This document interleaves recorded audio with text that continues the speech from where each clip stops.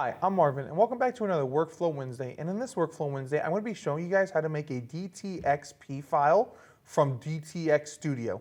So right now what I have open is DTX Studio, and what you see is this is actually the case that we worked on our last video.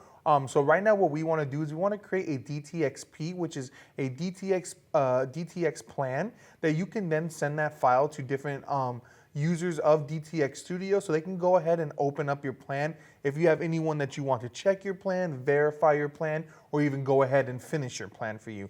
So right now we have the case open, and there's actually a couple different ways that you can share these type of files with different DTX users. So for us, what we want to do is we want to go to the last option that we have here. So we have 5 options. We have open patient, implant, capture, collaborate, and then more with these 3 dots. So what we want to do is we want to go ahead and click more, and you'll see that multiple other options will pop up, like edit, export patient, and import surgery plan. So along with export data, delete patient, show info, and then other options that actually aren't highlighted for us due to the steps that we are in the actual plan itself. But what we want to do is we want to send this plan. So right now on our plan, we already have the CT scan and the intraoral scans put together. So what we want to do, and we have an implant placed. So what we want to do is we want to send that plan to another DTX user, so when they open it up, they can see the implant we placed, they can see the intraoral scan fused with the CT scan, and then even if we have any other findings, whether it's the nerve, if we've taken any other screenshots or anything like that, those will all be incorporated with the plan itself when sent to another DTX user. So the option you want to click is export patient.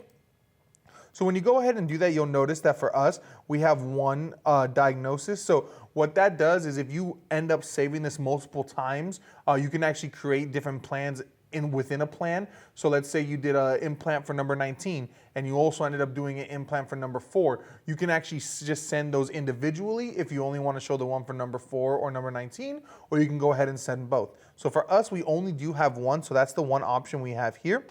You see there's a little box that says export full patient. Always make sure that that's clicked. And then you have one that says anonymized patient. Go ahead and unclick that if you want the name that you have labeled for this plan to pop up. If you don't, you can go ahead and click it. It will just say anonymized patient and it'll have some numbers after that. So totally up to you. For us, we're gonna unclick it. And then right here up top where it says export directory, you just wanna make sure that you export this into a folder that you can remember where it is. So that when you go ahead and send it to the other DTX user, you're not kind of scrambling through your computer trying to find it. So for us, we're gonna choose this folder right here. And all we're gonna do is we're gonna go ahead and click export. Once you've gone ahead and done that, the loading wheel will pop up and you'll go ahead and just kind of wait until you see this pop up that says patient exported successfully.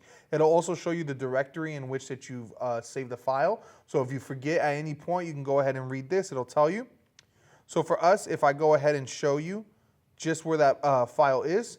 For us, it's right here on our desktop under this folder, and we have it right here. Here it is. Because I didn't anonymize the patient, you'll see the name that is labeled for this case is actually there already. Again, if you anonymize it, it just won't be there. You can change that name. That's totally fine. But if you go ahead to the right where it says type, you actually see it is called a DTXP file. It needs to be this specific type of file for anyone to open it up on DTX Studio to go ahead and see the plan that you've already done. So now just to show you how you would bring this file in. So let's say, for example, you got this file from a colleague that they would like you to check their plan. They would like you to finish the plan, or maybe they would even like you to start the plan. All they've really done is brought in the CT scan and the intraoral scan. All you're gonna do is come up here to the top left where this little plus sign is in the blue box. Once you click it, you'll have 3 options: create patient, import patient, and load demo patients. What we wanna do is we wanna import a patient. So once you've gone ahead and you've done that, just left click on import patient. Go ahead and find that file that was sent to you, that DTXP file. Go ahead and press open. And what you'll notice is because this is a case that I already have on my list of patients, it has the same name, but it just says copy. So for example, if you already have multiple plans and you bring this new one in, it'll be added straight to your recent patients list.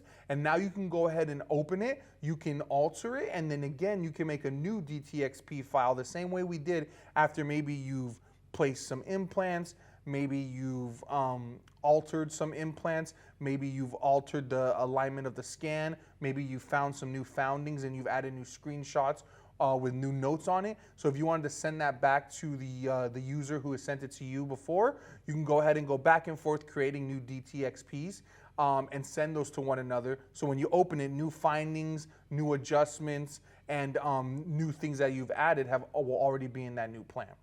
So that's all you have to do to go ahead and bring that in. There are other ways to collaborate with different users, and we'll go through that on another video, but this is one of the ways that I would say is a good way to make sure that if you're having any problems with, for example, Collaborate, or you're having any problems finding each other on DTX Go, this is a good way to go about sending the file. Very simple, and you can send this via any file share, whether it's Dropbox. You can put it on a USB, and you can bring the USB to another computer and open it up there. That's it for this Workflow Wednesday. If you guys have any questions, please comment below, and we'll see you on the next one.